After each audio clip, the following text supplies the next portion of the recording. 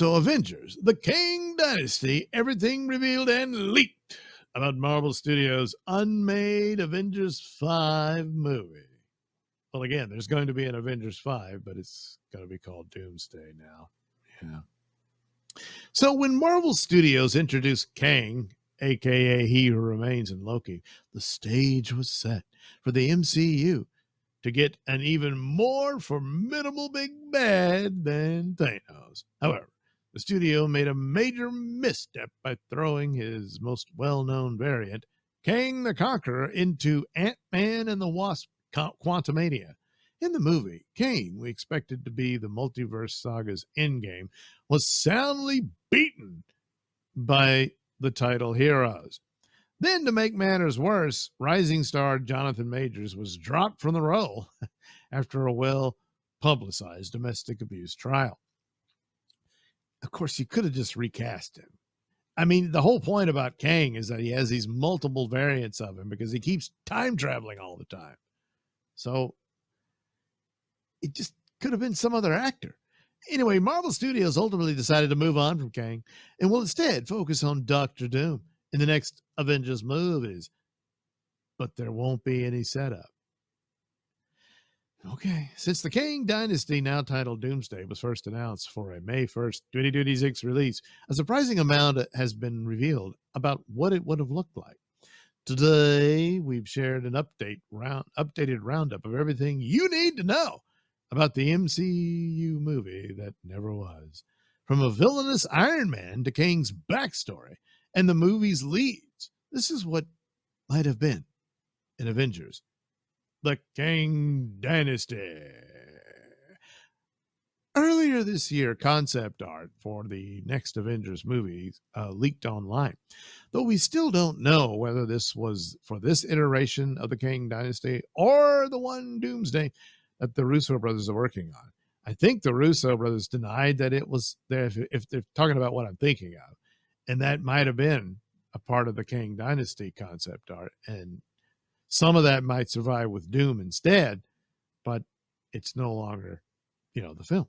Regardless, it showed the Young Avengers assembled, and writer Michael Waldron recently confirmed that he and Jeff Loveness had plans for the team to take on and defeat one of Kang's variants. However, the scene would have been played for laughs, with the team seemingly the butt of the joke, because that's the magic sauce of MCU. Giggle tee-hee jokes, So that's what they were going to do. It's Jeff Loveness and I spent an afternoon pitching on the Young Avengers, defeating a version of Kang, and being so stoked about it, only to discover that particular Kang carried a little card that said to be patient with him. It was his first day as Kang. Waldron explained. And then they were so bummed.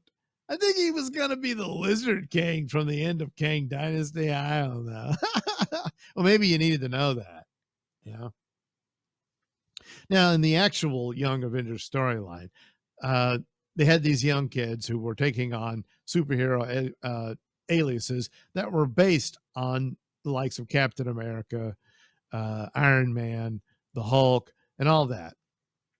And the Iron Man character called himself Iron Lad and was eventually revealed to be a teenaged version of Kang. So yet another variant of him. And it was kind of like this reveal. So I thought, maybe they would do some kind of story like that. But instead, it's some dumb thing like this. I don't know if that's what they were going to do with it. But he was going to be the lizard guy. I don't know. Anyway, it sounds like a fun sequence, but perhaps relies a little too heavily on that Rick and Morty style of humor. Still, it's an indication of what we have seen with all those Kang variants running loose in the multiverse. So there's the Kang variants in the comics, but they did a scene like that at the end of Quantumania. So the earliest plot leaks for the Kang Dynasty suggested we'd meet a much younger version of Loki's, He Who Remains, as the scientist Nathaniel Richards. The plan was for him to join forces with the Avengers to take on Kang and his many variants, Unsurprisingly, the Council of Kang would defeat the Avengers, prompting the remaining heroes to traverse the multiverse in Avengers Secret Wars and assemble a team of heavy hitters, characters from the X-Men and Fantastic Four franchises, along with actors like Hugh Jackman, Andrew Garfield, and Tobey Maguire were set to be among those enlisted. We'd guessed Nathaniel was going to turn on the team at some point, though this rough plot outline didn't allude to his final fate. Perhaps he'd have created a new sacred timeline, leaving the MCU's character in another loop, which softly rebooted the MCU. Yeah, they were going to do a reboot of some sort of, no matter how this unfolded, but either way, Kang was to remain front and center, hence the title. And there was zero mention of Doctor Doom. Right. Yeah. Shortly after the Kang Dynasty was announced, Shang-Chi and the Legend of the Ten Rings director Destin Daniel Cretton was hired to take charge of the movie. The response from fans was positive, particularly as he'd steered Shang-Chi to such great success in the final months of the pandemic. Okay.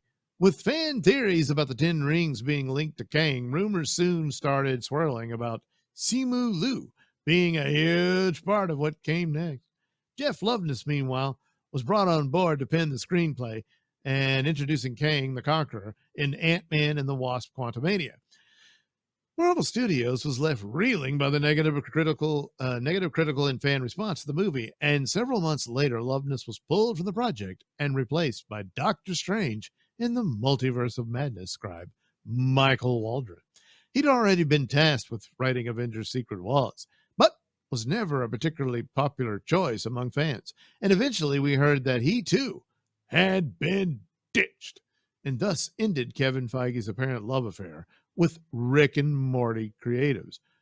Or not, as Waldron is working on the next Avengers movies alongside Stephen McFeely. Well, all right then, he wasn't really ditched. They just ditched Kang. Anyway, according to Feige, the idea was for Avengers, the Kang Dynasty, and Avengers Secret Wars, and this was back when they were both set to be released in the same year to bring the multiverse saga to a close. At the time, Marvel Studios was still releasing an insane amount of content in the theatrical and streaming landscapes, meaning we'd race to the finish line by 2025. After the creative experience we had with Infinity War and Endgame, it felt like it was about capping a saga, Feige explained in 2022, saving back-to-back Avengers films for the completion of a saga. So many of our movies now, Multiverse of Madness, and what you're about to see in Ant-Man and the Wasp: Quantumania, are all big team-up films introducing big parts of the mythology. Avengers films really should be the crapper to the saga. That still appears to be the plan. Yeah, what else? Yeah, it's too late to do anything else, Though, with a year between Doomsday and Secret Wars, rumor has it we'll spend a little extra time on Battleworld. As production on the Kang Dynasty continued, more plot details started surfacing, with Waldron in total control of both that and Secret Wars. It seemed that tying the story into the Doctor Strange sequel became a bigger priority. Earth 616 was reportedly set to face an incursion with Earth 838, the home of the Illuminati. A previously unseen member of the team would come to the MCU, seeking to avenge his fallen allies. An Iron Man variant and the creator of the Ultron drones we saw in the group's headquarters. Oh, and Robert Downey Jr. would likely return to play him. We also started hearing about the Beyonder being introduced as a Kang variant. Ugh. Perhaps with the Conqueror from Ant-Man and the Wasp: Quantumania returning with powers he'd presumably gained from his Time Chair's power core. Yeah, sure. That might explain rumors of Marvel Studios intending to kill either Scott Lang, Hank Pym, or Janet Van Dyne in the Kang Dynasty. Quantumania's ending, with Scott worrying about his actions, was tacked on in reshoots and clearly setting Marvel, or something Marvel intended to revisit. Well, Loki revealed that he who remains was the Kang who won the multiversal war, after figuring out how to defeat his variants. He subsequently created a single sacred timeline and, having grown bored with watching over it, planned for Loki to take his place. We then met Earth 616 Kang, Victor Timely, though he was ultimately rendered harmless. Whether he and he who remains were the same person from different points of time is unclear, particularly as Marvel Studios has failed to really differentiate between time travel and the multiverse. Yeah, that's kind of a problem too. Loveness, however, planned to take a deep dive into Kang's history and finally answer all those lingering questions. Lots of stuff was deleted, he said, while promoting Quantumania. One in particular, there's a little more Kang backstory, and I think it's probably better saved or served for Avengers, where he's going, where he's been, all that kind of stuff. Yeah, one crazy rumor even positioned Kang as a hero who was going to try to save the multiverse from Doctor Strange, who, having traversed the multiverse, had caused a string of incursions. It sounded like a weird, very busy, and very messy movie. Yeah. For the longest time, we heard the idea was for Spider-Man to be Avengers I guess it means Avengers Kang Dynasty lead character. Now, as we head into Avengers Doomsday, that's clearly not the plan with Spider-Man. Brand new day on the horizon. It feels like the focus may shift away from the web slinger.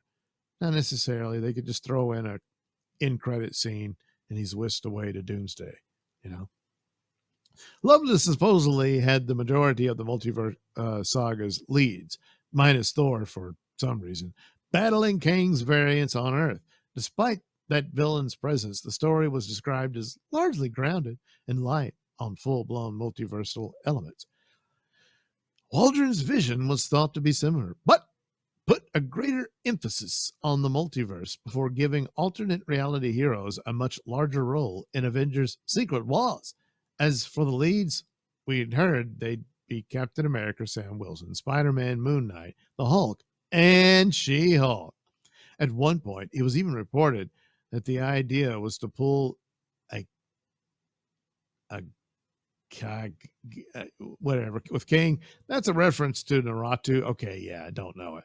And a character named Madara, who was introduced as a serious threat in Big Bad. However, Kagaya unceremoniously killed Madara, proving he wasn't the threat everyone thought. It was instead established as the true villain.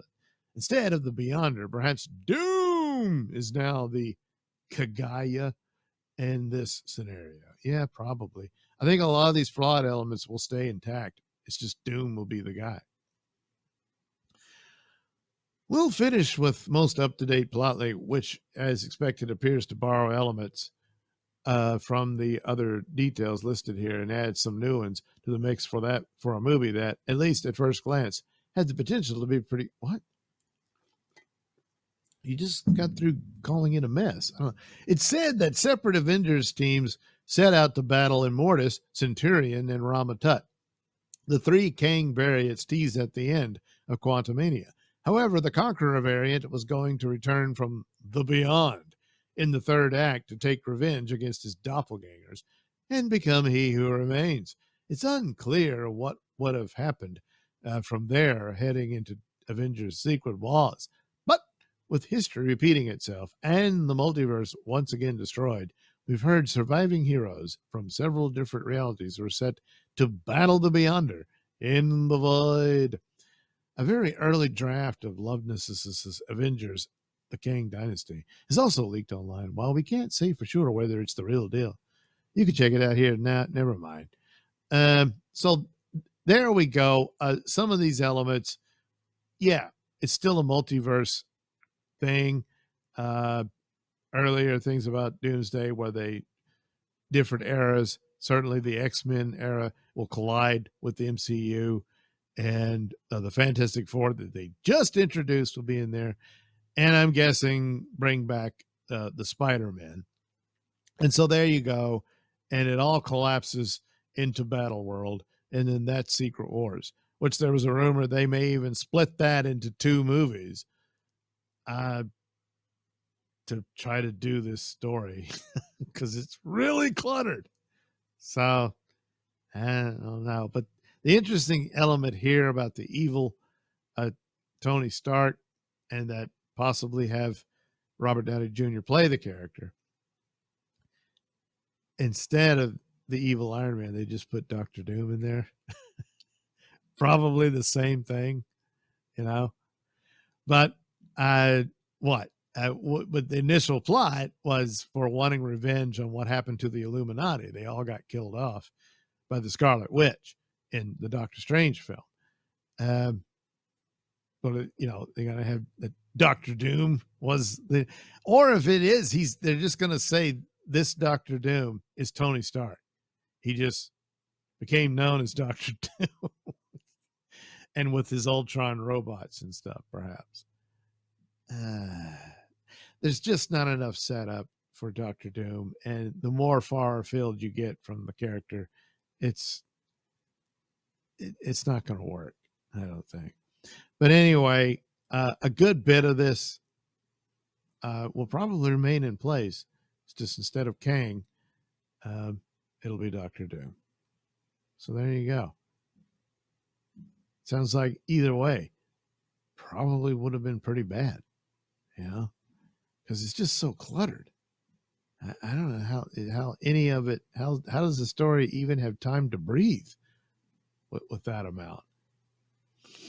And then even if they do split up Secret Wars into 2 movies, would anybody be on board for that? I'm dubious.